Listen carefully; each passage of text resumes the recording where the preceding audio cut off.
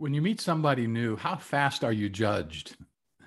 People size you up in seconds, but what exactly are they evaluating anyway?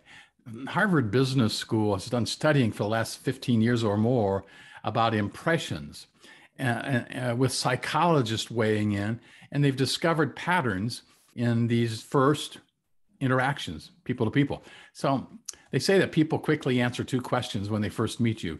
Number one, can I trust this person? And number two is, can I respect this person?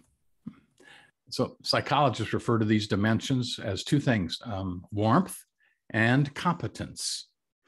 And ideally, you probably want to have both, right? So interestingly, the research says that most people, especially in a professional work context, believe that competence is the most important factor. You know, you want to be talented and smart and businesslike enough to handle their business. But in fact, warmth or trustworthiness is the most important factor in how people evaluate you. So according to the research, it goes back to evolutionary days. It's more crucial to our survival to know whether a person deserves our trust. It makes sense when you consider that in those caveman days, it was more important to figure out if your friend was going to steal from you or kill you, or rather than could he build a good fire. So at least first things first, right? So researchers are exploring how to deal with this. But while competence is highly valued, of course, they say that it's only evaluated by the other person after trust is established. So, and focusing too much on displaying competence or strength can backfire. I'll give you an example.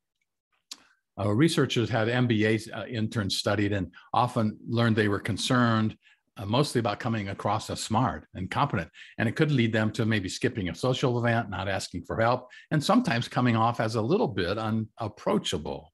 So these overachievers, we'll call them, are in for a bit of an awakening when they don't get a job offer because nobody got to know them and maybe didn't get to trust them either as people. So the researchers say if someone you're trying to influence doesn't trust you, you're not going to get very far. I guess that makes sense, doesn't it? You might even elicit suspicion because you come across as maybe manipulative or pushy.